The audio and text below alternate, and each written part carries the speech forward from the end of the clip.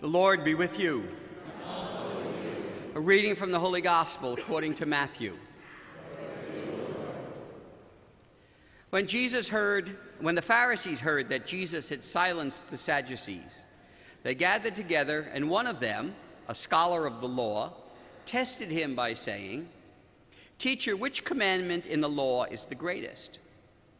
Jesus said to him, "You shall love the Lord your God with all your heart, with all your soul, and with all your mind. This is the greatest and first commandment. The second is like it. You shall love your neighbor as yourself. The whole law and the prophets depend on these two commandments." The Gospel of the Lord. Praise to you, Lord Jesus Christ.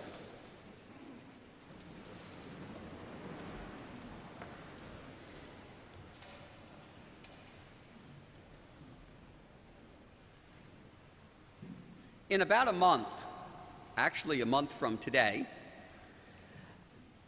the English-speaking church throughout the world will undergo a big change. As we've been talking about, we begin using the new Roman Missal.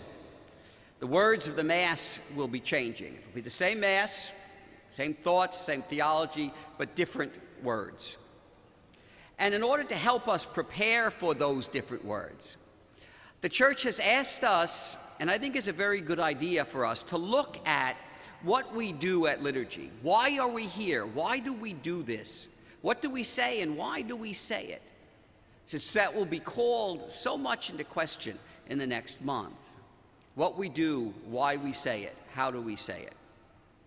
And so for the next 3 weeks, beginning this week, we're going to be offering some homilies about different forms of liturgy.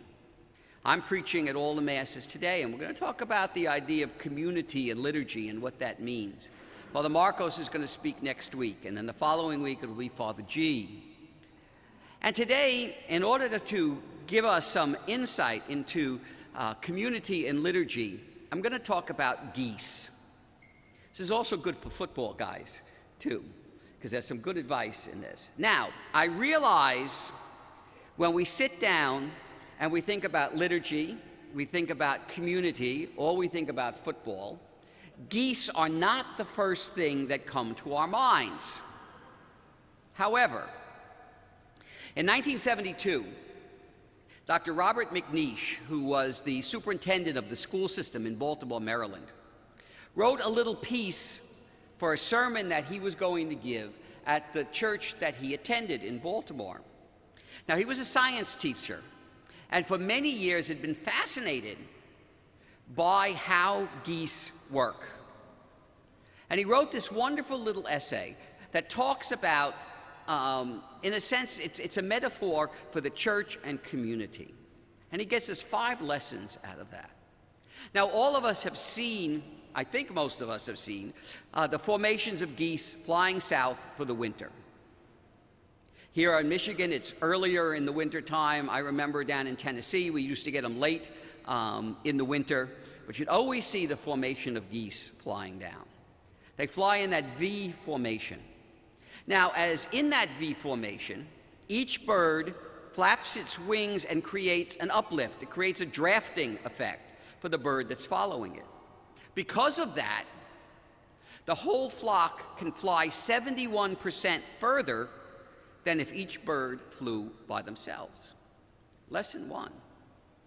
People who share a common direction and sense of community can get where they're going quicker and easier because they are traveling on the thrust of another.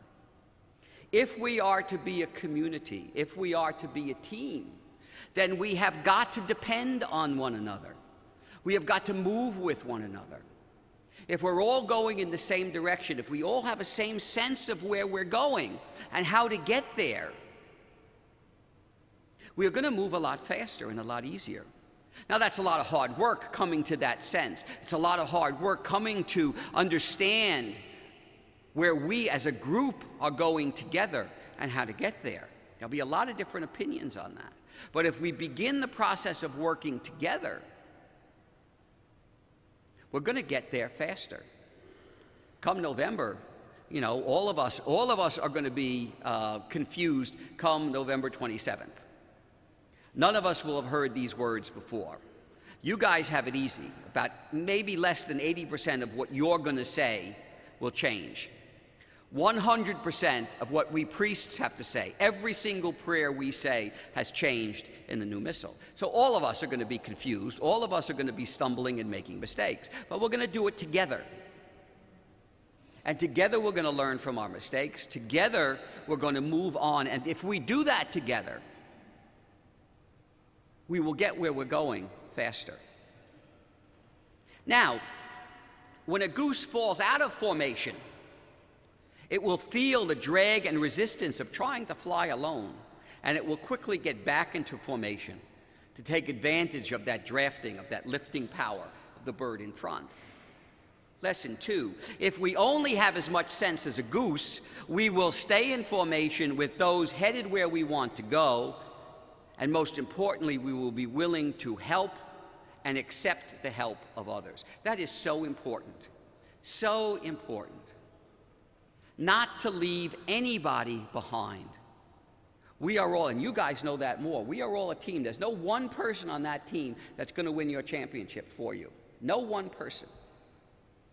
If you guys don't work together, you're going nowhere from here. And you know that because that's what you've done so far. And any of us know that in anything that we do. If we are not willing to support one another, especially not willing to support the weakest, then we're not going to get anywhere. And if we're not willing to accept the help of others, I'm going to do this all by myself, I don't need anybody's help, we're not going to get anywhere. That's not what community is all about. When the lead goose feels tired, it rotates back into formation and another one takes point. Lesson 3, it pays to take turns doing the hardest tasks, sharing leadership and responsibility. People like geese are interdependent on one another. It's difficult to do the same thing over and over again and not get tired. Sometimes we need to have the good sense to stop and say, I can't do this anymore. I need a rest. We need to be able to share that responsibility. And that goes for all of us. Those of us sitting up here, all of you sitting there. In most parishes, and it's true here, there's a very small little group of people that basically does everything. You have a meeting, the same people are there. You need volunteers, the same people come out. And eventually, these people are going to drop out. Eventually, these people are going to get tired. We get tired. Now, unfortunately, there are some things we can only do, and so we're stuck with it. But we can still, in some ways, accept the help of others. We don't have to, Father G and myself, but we don't have to lead everything. Sometimes it's nice to be able just to sit and to listen and to be part of something instead of running it. You guys know that too.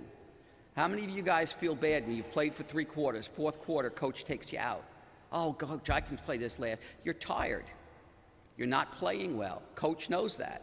He takes you out and puts someone else in.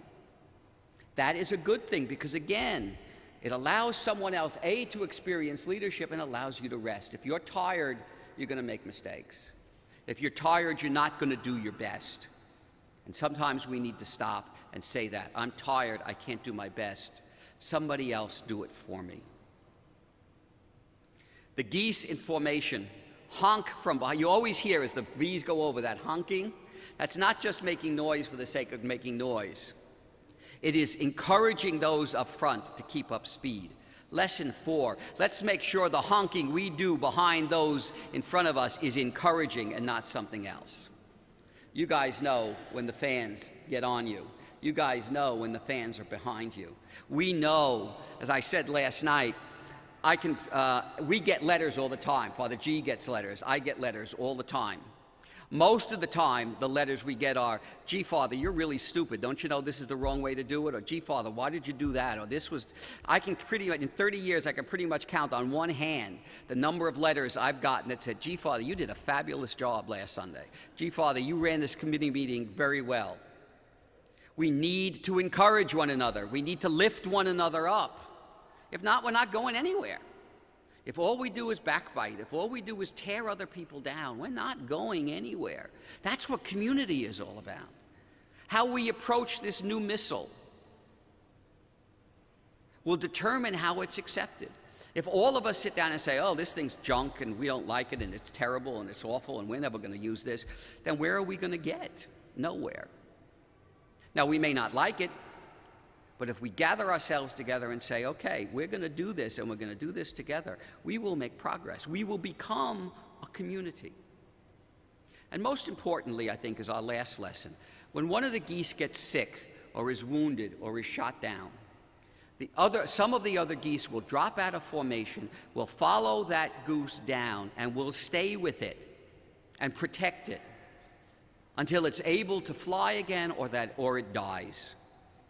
And then they will launch out together and continue that journey. If, again, we have only as much sense as geese, we too will stand by one another in the most difficult times as well as when we are the strongest. Because sometimes the strongest will become weak. Sometimes the weakest will become strong. All of us are broken at some point in our lives. All of us need to be together. All of us need to look out for one another. We had the anointing mass last night, where we had the weakest, in a sense, those who were broken physically and mentally, came to be anointed by the church, and the community of the church gathered around them and helped them.